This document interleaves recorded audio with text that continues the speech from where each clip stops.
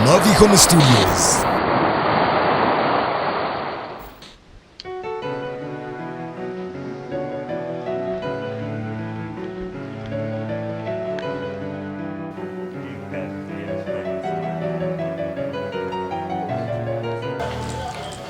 Erinnya nze Mulindwa Irale, ndi mutuuze w'e Matale wano Kiwenda. Ndi musuubuzi naye kati nawummulamu.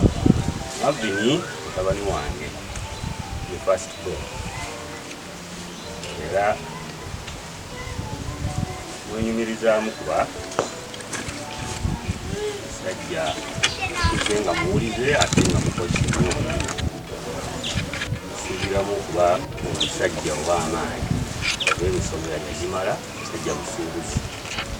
Era naye asuubulira bugetto butaliisiza. Kale nsanyuka olw'ebyo byakola ate nga kwasa Katonda kulekola ate by'amaanyi bisingawo. Omwana yakula nga ayagala nnyo okusoma era ng'abaana abalala tera okubatwala wano nga ddala batandika mu bebi nga bakaaba naye bwe namuteekanga ku piki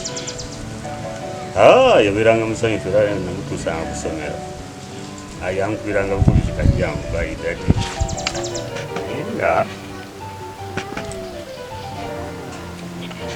kulakwe wano omusajja yayagalanga ennyo yakunta nga muto bw'ati akyali mutulayo era lumu ayinawawa sente kange naye tekyamulobera kajja ogenda gula flash kutegako byayagala. Kale byali byekuusa ku bya tekinologiya era nawaliriza okulaba nti mwongerayo ate n'okumuwaliriza okubisoma era n'abisoma n'abikuuka bulungi. Obubaka bwempa mutabani wange Mavini era bwe nabagambye mu kusooka nti ye first born era ebbanga lyonna nze mukubiriza okubeera omuwulize ate era omukozi ennyo abeere ekyokulabirako eri batoobe.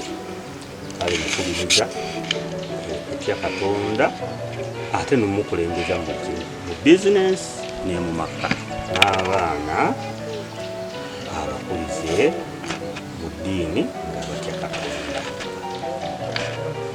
Amaka agalimu Katonda gabeera maka amalungi era agagumidde kubanga ye Katonda talemererwa. Mavi Home Studios.